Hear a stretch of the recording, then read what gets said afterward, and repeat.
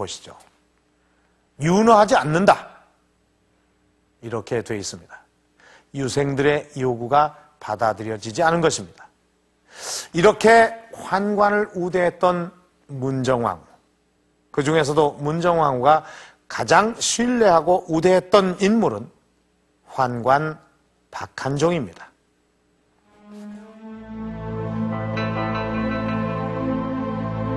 문정왕후가 박한종을 얼마나 우대했는지를 볼 수 있는 사건이 명종 8년에 있었다.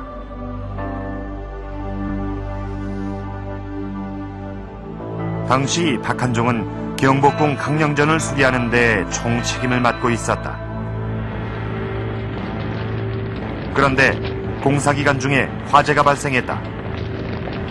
강령전을 비롯해 사정전과 흥경가까지 잿더미로 만든 큰 화재였다.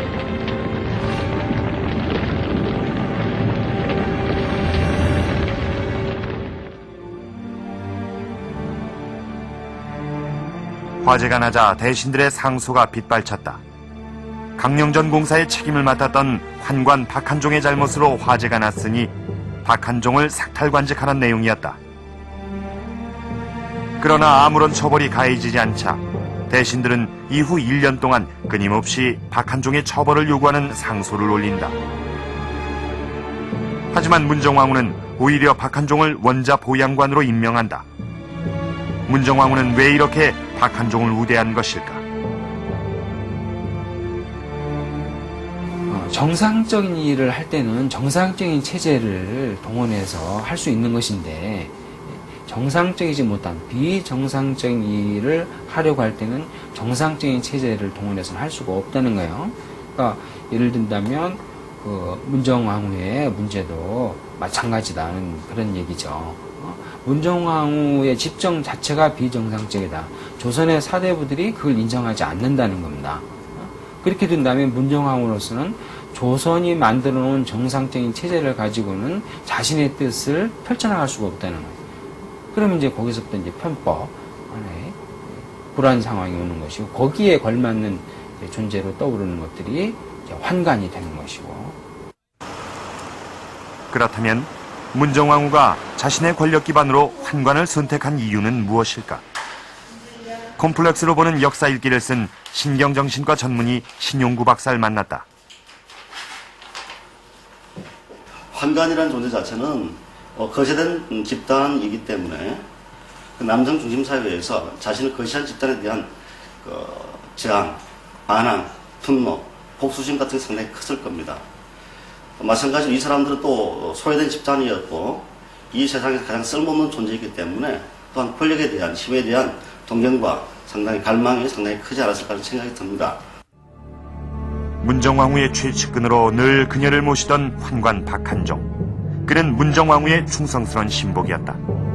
문정왕후가 환관을 적극적으로 이용한 건 이 때문이다. 신료들의 충성은 어떤 의미에서 이제 공식적인 충성, 즉 국왕이나 국가에 대한 충성으로 해석이 가능하겠죠.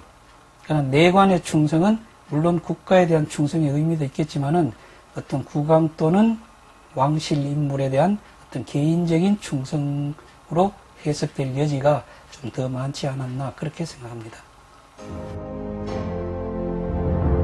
수렴청정이 끝난 뒤에도 조선시대 여인이란 한계를 뛰어넘어 왕의 버금가는 권력을 누렸던 문정왕후. 그의 곁엔 환관이 있었다.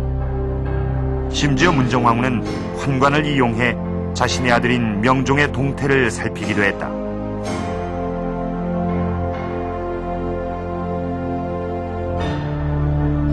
명종 20년 11월의 이 기록은 명종에 대한 문정왕후의 지재가 얼마나 심했는지 말해주고 있다.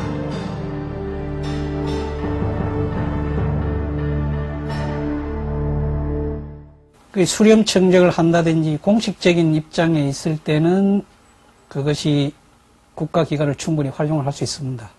그러나 수렴청정을 하고 있더라도 비공식적인 업무를 한다거나 아니면 수렴청정이 끝난 후에 공식적으로 참여할 수 없을 때, 그때 정치회에 참여한다는 것은 공적인 체계에서 이탈되는 그런 현상이거든요.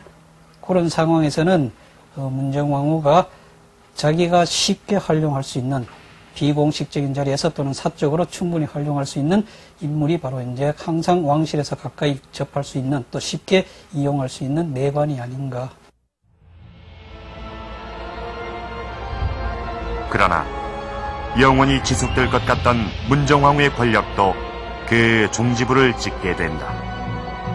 1565년 문정왕후는 65세를 일기로 숨을 거둔다. 그리고 문정왕후가 심려를 기울여 중창했던 회암사는 의문의 화재 사건으로 폐허가 되고 보우대사는 유배지 제주도에서 목숨을 잃는다. 이때 환관 박한종은 이미 병으로 숨을 거둔 뒤여서 화를 면한다. 유교 사회였던 조선시대 20여 년간 최고의 자리에 군림했던 여인 문정왕후. 그녀의 곁엔 환관 박한종이 있었다. 물론 환관이 늘 문제가 되었던 것은 아닙니다. 연산군 때 환관 김처선이란 인물은 연산군에게 바른 소리를 했다가 목숨을 잃기도 했습니다. 그러나 오늘 우리가 만나본 이 문정왕후 때 환관 박한종은 그녀의 밀지정치의 중심이 됐고 또 내수사의 총책임자로서 비정상적인 방법으로 이 왕실 기금을 마련하는 데 충성을 다했습니다. 문정왕후의 최측근으로서 아무런 충언도 하지 않았던 것입니다.